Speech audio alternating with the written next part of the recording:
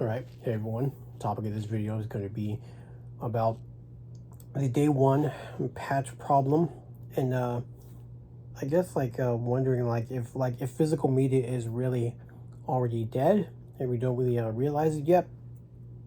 But that's basically what we're going to be getting into, the day one patch on physical games. So to start, um, we've been talking about Sony killing physical media, the PS6 going diskless, the death of used games, and I know a lot of you are holding on to your discs like they're precious artifacts, thinking, at least I own this, at least I have, the physical copy. Like me too, Like I still have physical copies of older games or whatever, as well as newer modern games and stuff. But what if I told you that some of those discs are already useless? Basically saying welcome to the day one patch problem. It's this this dirty little secret of modern gaming that nobody talks about. Even if you buy physical, sometimes and most of the time you're not getting the full game on that disc. Sometimes you're not even getting a playable game. Let me explain.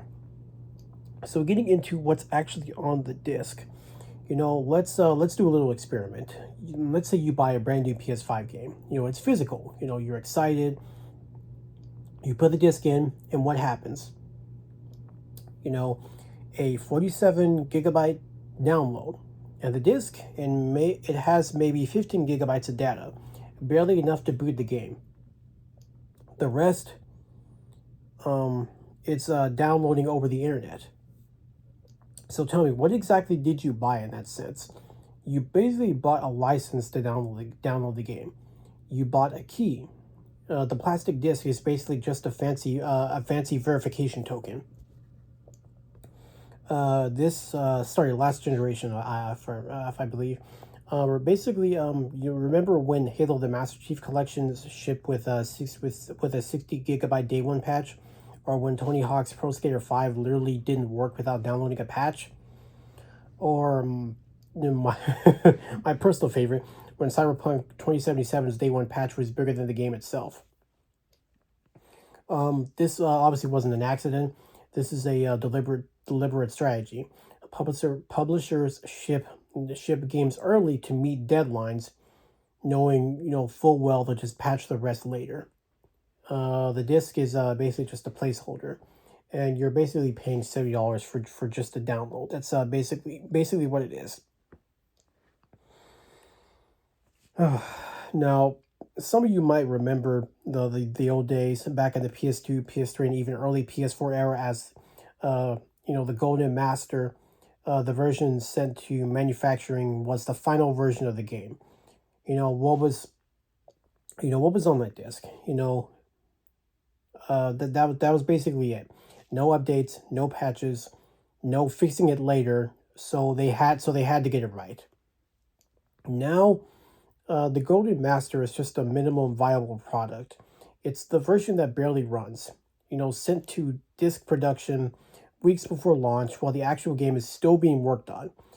Sometimes the day one patch is a complete overhaul. Animations fixed, textures updated, performance improved. The disc version, it's just a beta. A placeholder, and a paperweight. And here's the thing that really gets people upset, me included.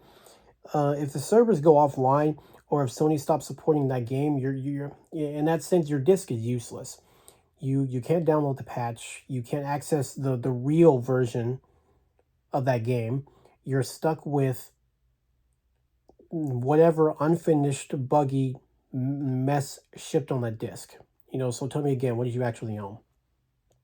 I mean, in a sense, I suppose it's better than having nothing and everything, because in the sense of Cyberpunk 2077, it's the 1.0 build and everything. It's a really buggy and messed up mess and stuff, but it's at least it's a version of the game that you can completely play from the start to the finish in its entirety without needing to be connected to so many servers on the internet and everything, which is something to know. It's nice to have. It's better than nothing, is what I'm saying.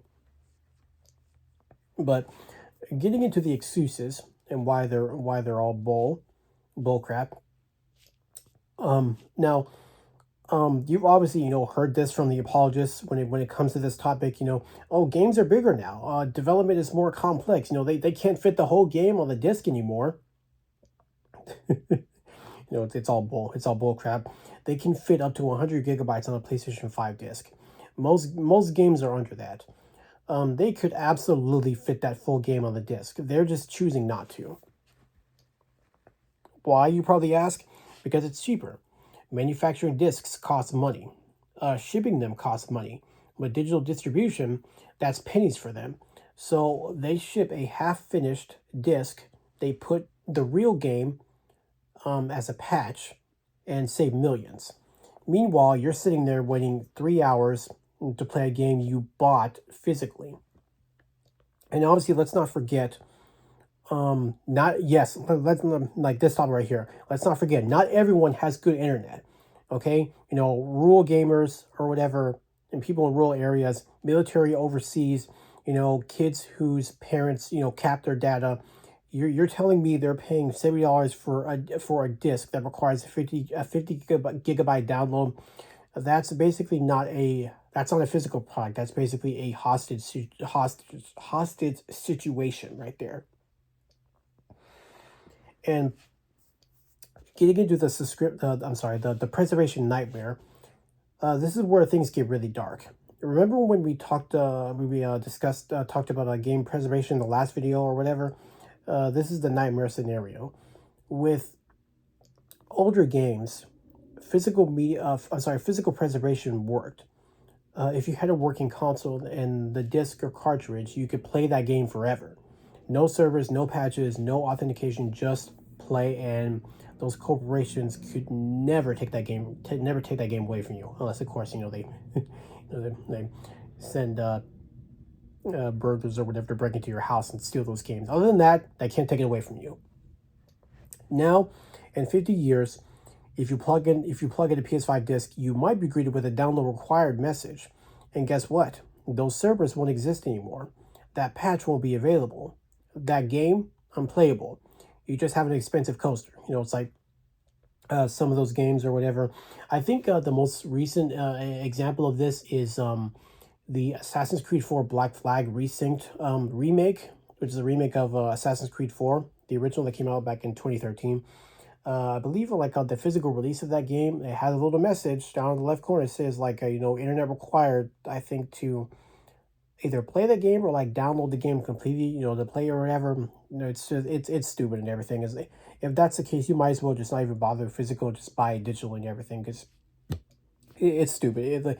This whole thing, it needs to die off. It needs to be stopped.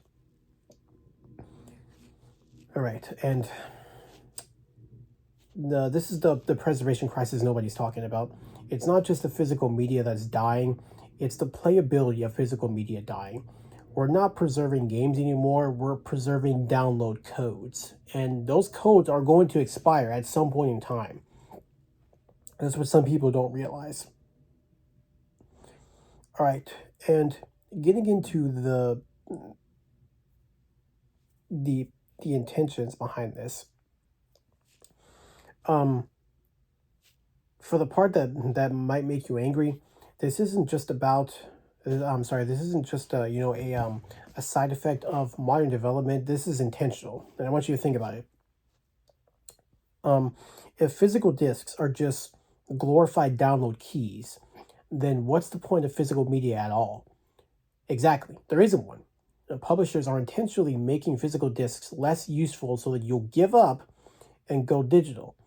They're conditioning you. They're saying, see, physical media is just a download anyway, so why bother? Why should we even continue to print the discs anymore? That's what they're doing. That's why they're doing this. And eventually, you'll stop buying discs. You'll go all digital. You'll subscribe to Game Pass or PS Plus, and then they've got you. No used market, no resale, no sharing, just you, your wallet, and their store. That's basically what they want. That's the end game for them. That's why day one patches exist, not to improve your experience, to make physical media obsolete. And unfortunately, it's working. Oh my goodness. Okay, so where does this leave us? So you're probably wondering, is physical media already dead? And honestly, it kind of is if you really think about it. Some of them, not all of them. Some of the discs you buy today isn't the same as the disc you bought in, like, 2010. It's a relic, a symbol, it's basically a trust us and we'll fix it later token. But I don't know that. To that, I'd say that doesn't mean we should give up. We need to fight for better standards. We need to demand that publishers ship complete games on discs, no day one patches, no required downloads. If the game doesn't fit on the disc, use two or three or four or how many other discs that they need to basically ship the entire game on disc. Do whatever. They did it with Final Fantasy VII on PS1. I think they had like what, four discs or whatever. They can do it again. Like more importantly, GTA 6. I don't care how many discs it has to be. I don't know if it's like four or six or eight. I don't care how many discs I would have to pop into my console to be able to download the entire full game. I don't know, just give me an actual tangible physical release that has like basically the entire game on the disc and everything so that I can play the game from start to finish without need for Sony servers or the internet connection and everything. That's basically what we want. And we need to hold them accountable. Leave bad reviews when a disc doesn't have the full game. Complain, make noise, and more importantly, vote with your wallet. If a game requires a huge day one patch, wait. Buy it used. Obviously, don't give them your full $70 for a bay. Buy it like at a severe discount, like like $20 or something. The day one patch obviously isn't going away, but we can make it less egregious. We can force publishers to be honest about what we're actually buying, and we can stop pretending that a disc with a download code is physical ownership. So, here's my question: What's the worst one day patch that you've ever dealt with? Drop it in the comments. I want to hear your horror stories. Obviously, if this video hit home, hit that like button. Subscribe if you're tired of being treated like a beta tester, and obviously, we'll see you in the next one. If that's the one I choose, the next topic I choose, Sony versus Microsoft, who's actually pro consumer and stuff. All right, thank you for watching. Keep your discs close, your internet faster, and your expectations low. All right, see you in the next one.